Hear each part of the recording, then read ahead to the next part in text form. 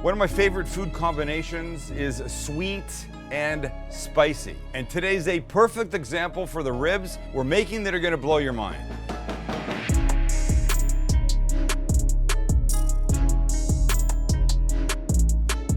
You know, after I deliver that first line in the cold open, as we call it, Max sometimes goes, great. And then we continue on, which you're seeing now. This time he went, I could see the wheels turning. Did I like what my dad said?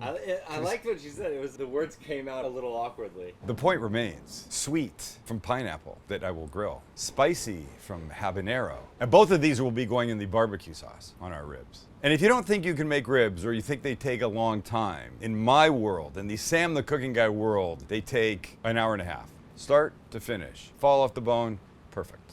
Why am I doing this? We begin with a rub, simple little rub, pop them in the oven, make the sauce. And who's your uncle? Bob! Thank you, Chance. Max is on his phone right now. Let's make the rub. We begin with my lovely couple tablespoons of smoked paprika. Let's give it about the same of chipotle chili powder. Oh, it got stuck in chipotle chili powder, brown sugar, love it. Tablespoon of cumin, tablespoon of garlic powder, and about a tablespoon each of kosher salt and fresh ground pepper. Into this we will mix. Basic all-purpose, could put this on anything. If you didn't have one of the items, leave it out. Well, I do like the brown sugar in this, so don't leave that out. And if we didn't have brown sugar, Max, how do we feel about the use of white sugar? In a pinch, fine. I want you to commit either way. I don't know. I'm always wrong, so. Max? No, the sugar. Is that right? You can use white sugar. I prefer brown. There's there's more caramely notes in the brown. But okay, that's done. So deal with our ribs. There you go. Pork back spare ribs. Just the way I like them. Mrs. Cooking Guy's favorite. This side's nice. Back side has this membrane though. This membrane that we like to take off. It's better. Let me show you how. Get a small knife, and if it could be a Sam the Cooking Guy paring knife, all better. This is meat. This is bone. This is bone. You want to put it underneath a bone part and just bring it up like that. You're getting yourself a little edge. Once you have that edge, you get a sheet of paper towel, and I gotta go this way now. Get your paper towel, grab that. It's slippery, and it won't work with just your fingers. So grab the paper towel, and then, see, we've been here before, folks. Sometimes this works, and sometimes it doesn't. But and you right always now, say if you've been good, then this works. I guess so I've been not bad. been good. I've been bad. Piece of. Oh, you've been horrible. I've been really bad. Can we try again? Hold on. Here we go. How are we feeling about this? Off my equipment fly. So he's on me. Everywhere. All right, well, here's the deal. It, we're not doing it today. We're leaving the membrane? The membrane's fine on these. I don't care. That's a little bit contradictory. It is a little contradictory. 100 rib videos, but Most of the time we take the membrane off, but if you can't do it, to do it, it's not coming off. I'm telling you, look. maybe it's already been demembraned. No, it's right here. That's it, Dick. Look, doesn't want to play with me today.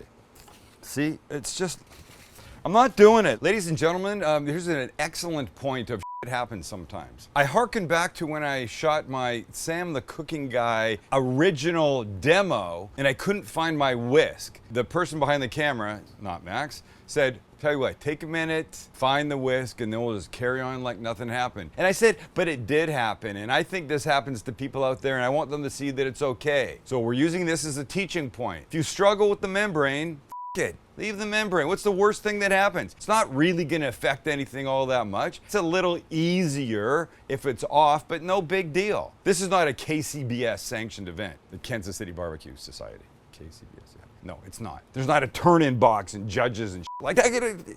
Max has got the bug of salt. So we say, it's fine. Just go with it, let it happen. Now we do the rub part. Come back down here, Max. Before the rub goes on, we apply a binder, and in our case today, it'll be a little yellow mustard. And well, the back is not the most important part. We got a nice little layer of mustard. Now our rub. And by the way, I say this all the time. This is not going to taste like mustard. It's just be a tiny little bit of extra taste, but it will help the rub stick to the ribs, and that's important. All right, we flip it and repeat. These flies, man. I'm about to go inside. It's bad. I got to do this quick. This side, ready? Okay, here we go. Get this side done. Same. Rub, rub, rub.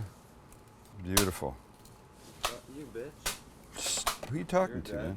Okay, I feel good about this. And then to add a little moisture to help these things steam in the oven, we put some vinegar.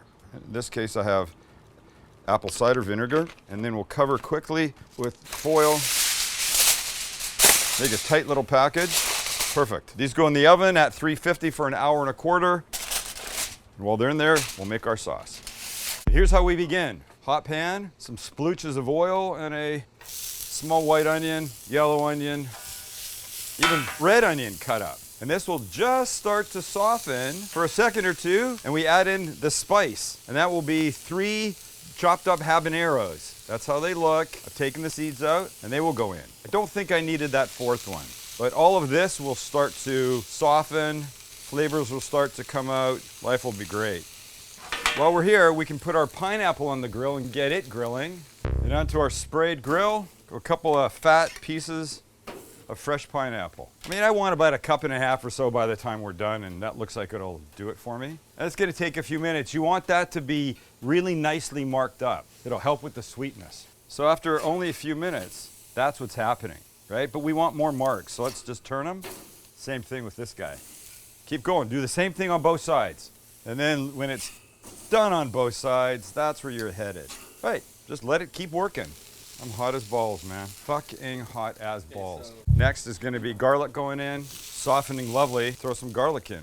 You know, I don't like to throw garlic into a dry pan, so a little more oil, and then that, and then 1 more clove. Give it 2 good cloves. That, and when it gets fragrant, like now, we start adding everything else. And everything else will begin with some ketchup. You said ketchup. I never say ketchup. I think you said ketchup. I say ketchup because I'm Canadian and I speak the Queen's fucking English. So you want about That's what the ketchup thinks of that statement. you want about 2/3 of a cup, Dick. And now some apple cider vinegar, some brown sugar, like that. I like some cumin, like that, and a nice hit of salt and pepper, and we mix.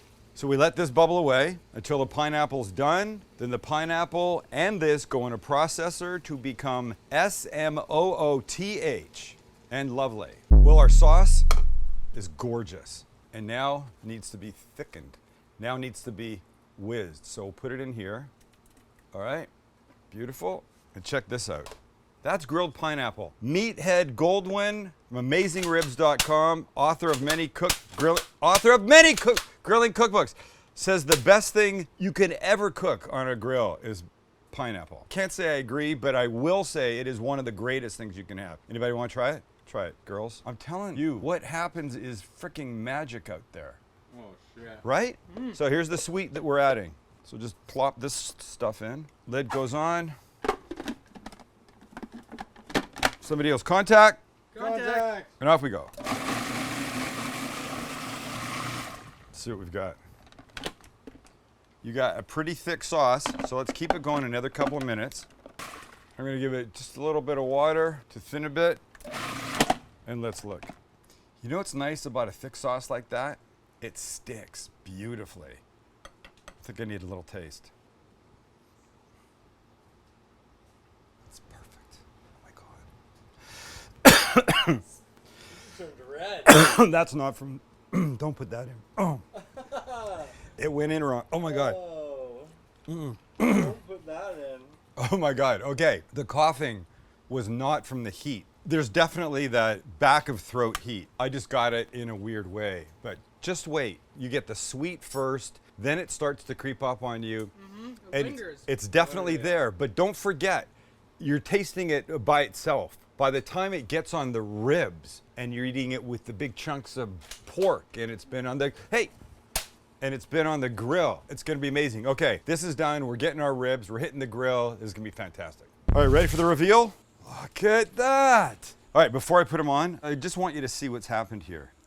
This is called pullback. That's a great thing. And by the way, Max, I don't know if you've noticed, I found my long tongs, Finally. which are important here because these could actually rip. They're so tender right now. So we go face down. They're going to. Face down. No sauce yet. We want to sauce them, but they're breaking already. But when the sauce is sweet, it will start to burn right away, and we don't want that. We want to give the ribs a chance to get some good color on them first. They're fully cooked.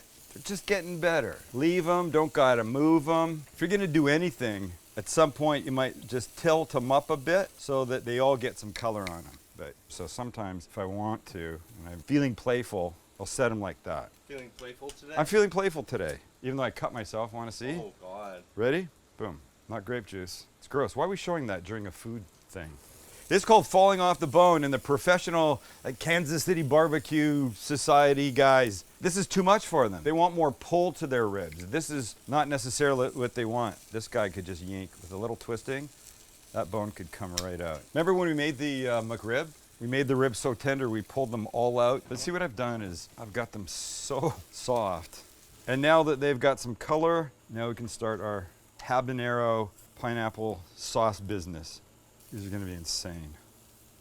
Ow, it's really hot. Even this little guy down here, because that will be my bite in a second. So now we're just letting this burn in a little bit. And then we'll flip it, face down for a second or two, bring them back, more sauce, and off we go.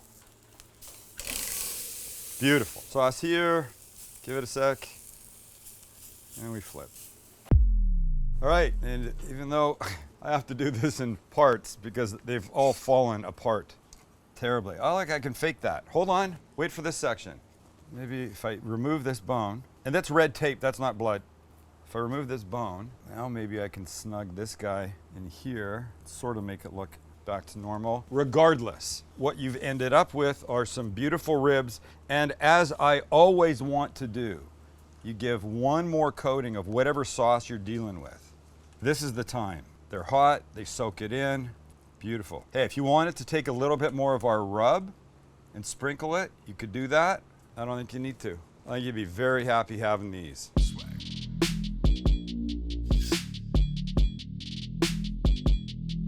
So, flies and all, I just got to get here and get something. This has basically become one rib bone. Oh no, there's another bone in here.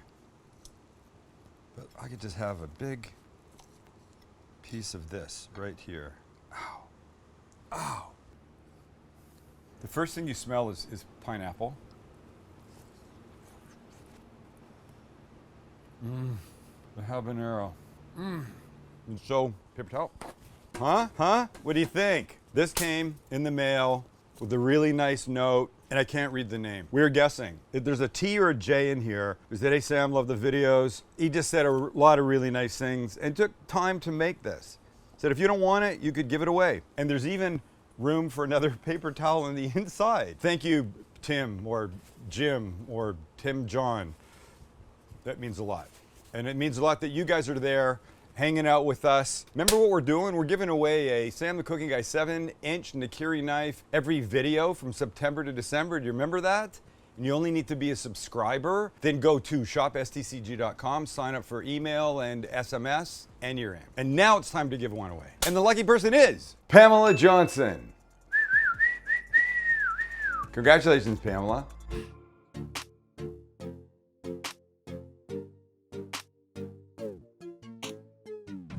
Kubo.